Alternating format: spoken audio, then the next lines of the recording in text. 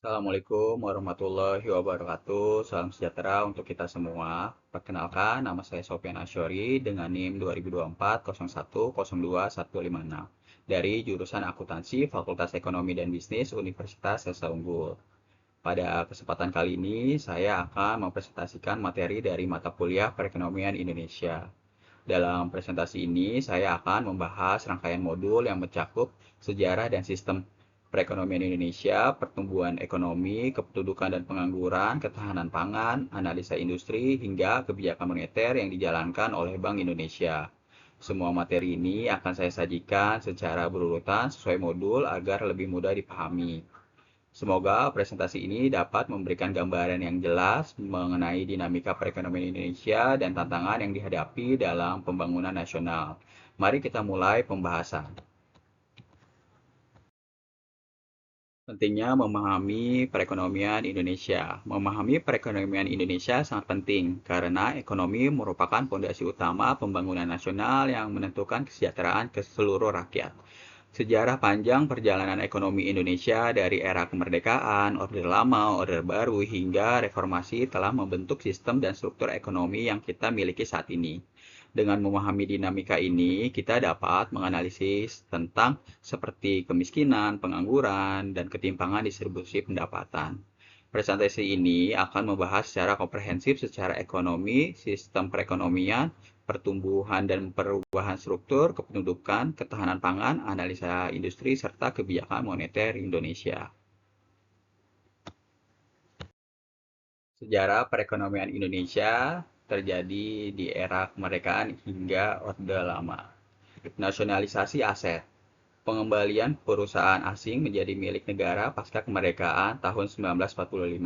Pembentukan Bank Negara Indonesia atau BNI tahun 1946 sebagai bank sentral pertama. Kebijakan ekonomi terpimpin untuk membangun kemandirian nasional. Tantangan ekonomi, hiperinflasi mencapai 600% pada pertengahan 1960-an akibat defisit anggaran. Tidak stabilan politik menghambat pembangunan ekonomi berkelanjutan. Hutang luar negeri meningkat tajam tanpa pertumbuhan produksi yang memadai. Politik pembangunan. Indonesia menjadi pelopor gerakan non-blok di tengah Perang Dingin. Konferensi Asia Afrika 1955 di Bandung memperkuat posisi diplomatik. Fokus pada proyek mercusuar mengorbankan stabilitas ekonomi dan domestik. Sejarah perekonomian Indonesia yang terjadi di Orde Baru dan Reformasi. Pembangunan Orde Baru. Pembangunan infrastruktur besar-besaran seperti jalan, jembatan, dan irigasi. Industrialisasi dengan fokus pada substitusi impor dan ekspor. Pertumbuhan ekonomi rata-rata 7% per tahun selama 3 dekade. Krisis moneter yang terjadi di tahun 1997-1998. Nilai tukar rupiah anjlok drastis dari 2.500 menjadi 16.000 per dolar AS.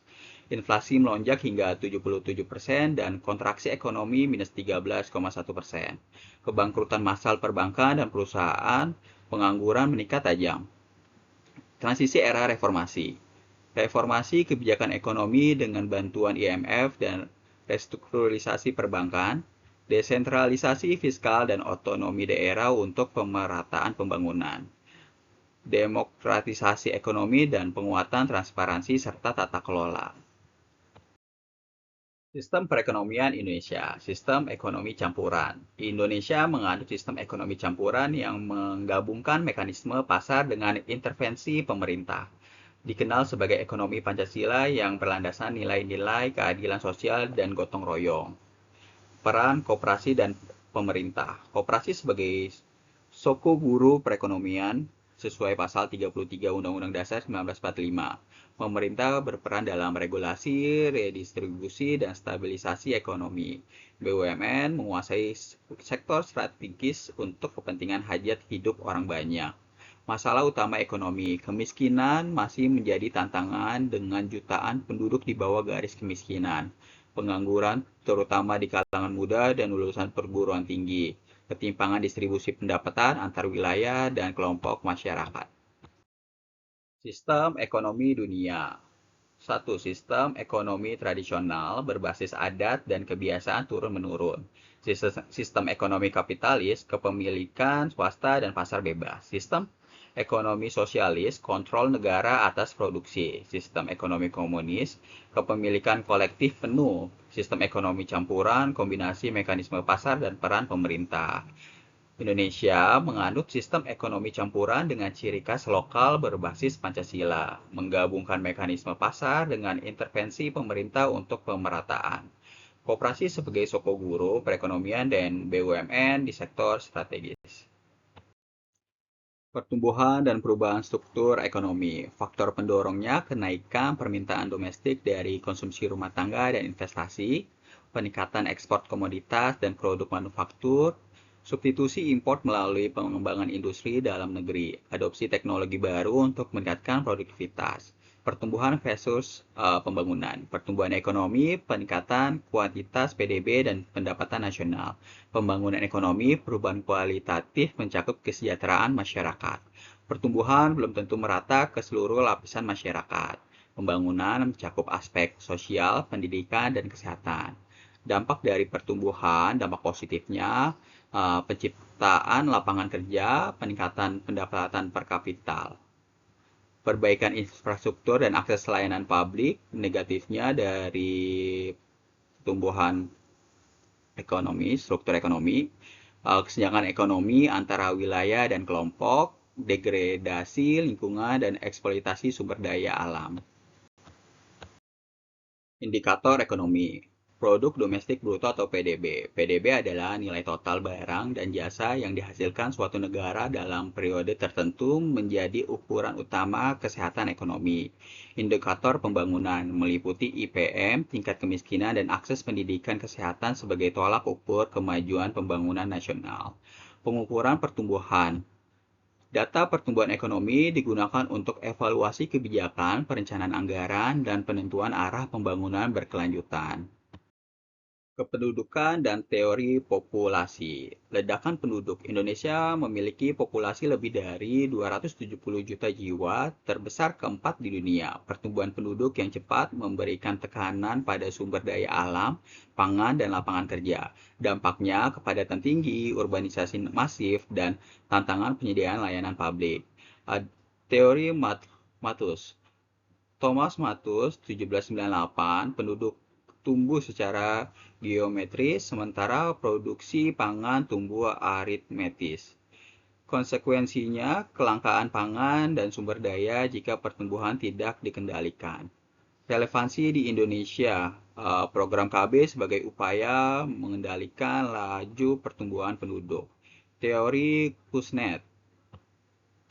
Simon Kuznets, hubungan antara pertumbuhan ekonomi dan ketimpangan pendapatan berbentuk kurva U terbalik. Pada tahap awal pembangunan, ketimpangan meningkat, kemudian penurunan seiring kemajuan ekonomi. Implikasi bagi Indonesia yaitu pentingnya kebijakan retribusi untuk pemerataan kesejahteraan. Tantangan, pengangguran terbuka mencapai 5,45% pada 2023 dengan lulusan SMK dan perguruan tinggi mendominasi angka pengangguran. Setengah pengangguran bekerja kurang dari 35 jam per minggu mencapai 9,59 juta orang akibat ketidaksesuaian keterampilan dengan kebutuhan pasar. Peluang, program Kartu Prakerja memberikan pelatihan dan insentif bagi pencari kerja, meningkatnya keterampilan Angkatan Kerja Indonesia. Kebijakan padat karya dan pembangunan UMKM membuka lapangan kerja baru serta mengurangi ketergantungan pada sektor. Ketahanan pangan, tahap dan sejarah kebijakan. Tahap pertanian. Tahap tradisional, pertanian subsisten dengan teknologi sederhana dan hasil terbatas. Tahap peralihan, mulai mengadopsi teknologi modern dan orientasi pasar. Tahap modern, mekanisme penggunaan pupuk dan bibit unggul secara intensif. Sejarah kebijakan pangan. Era kerajaan, sistem pertanian feodal dengan pajak hasil bumi. Era kolonial, tanam paksa dan eksploitasi hasil pertanian. Di Orde Baru, program revolusi hijau untuk swasembada beras. Di era reformasi, liberalisasi perdagangan dan diversifikasi pangan. Bulog dan Revolusi Hijau. Bulog didirikan tahun 1967 untuk stabilisasi harga dan distribusi pangan. Revolusi Hijau intensifikasi pertanian dengan BIMAS dan INMAS. Swasembada beras tercapai tahun 1984 sebagai pencapaian penting.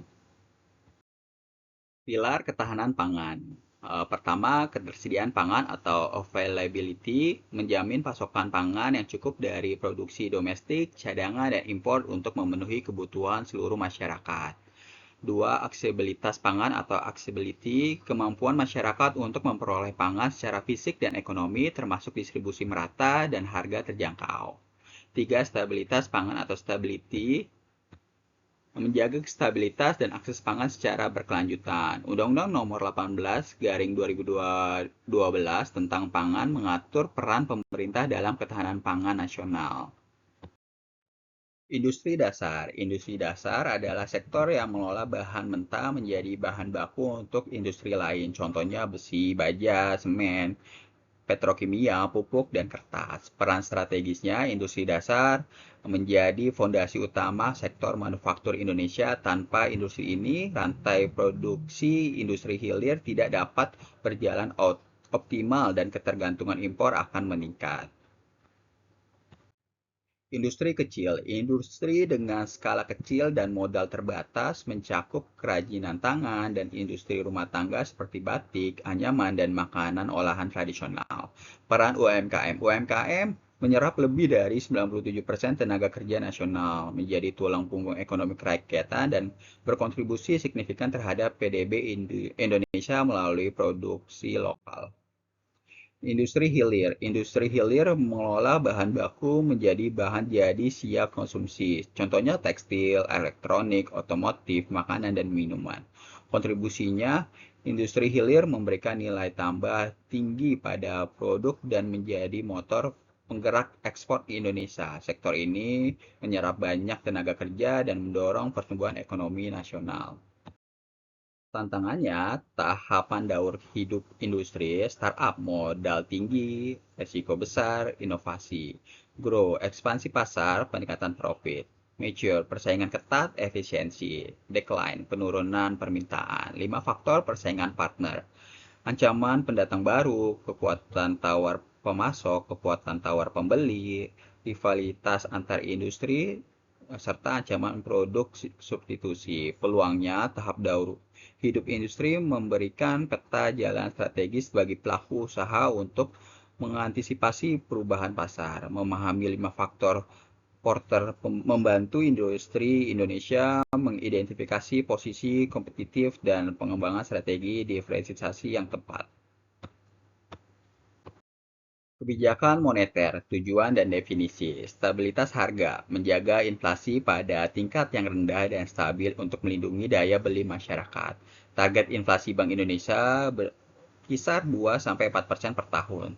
Stabilitas harga menciptakan kapasitas bagi pelaku ekonomi dalam perencanaan jangka panjang. Pertumbuhan ekonomi mendorong pertumbuhan ekonomi yang berkelanjutan dan inklusif, menyediakan likuiditas yang cukup untuk mendukung aktivitas ekonomi produktif, menjaga keseimbangan antar pertumbuhan ekonomi dan stabilitas makroekonomi.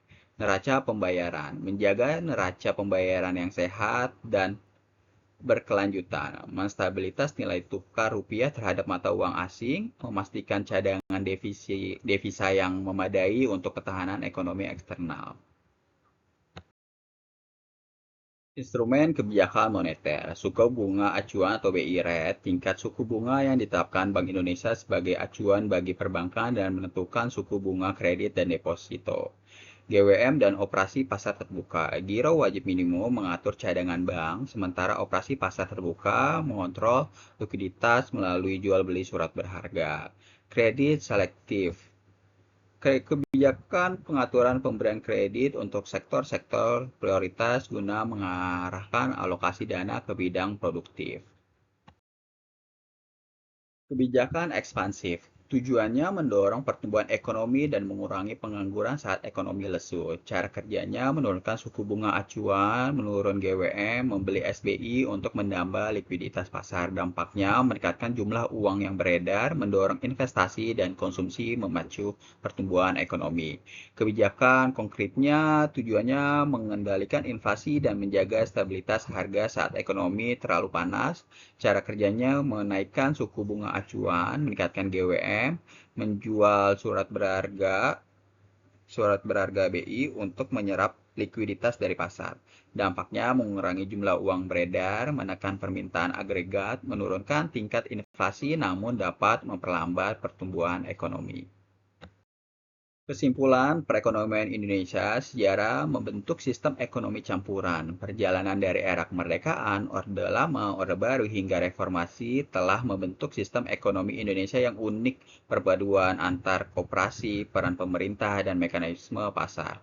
Pertumbuhan ekonomi dan tantangan sosial, pertumbuhan ekonomi Indonesia terus berkembang namun diiringi perubahan struktur ekonomi serta tantangan seperti kemiskinan, pengangguran, dan ketimpangan distribusi pendapatan.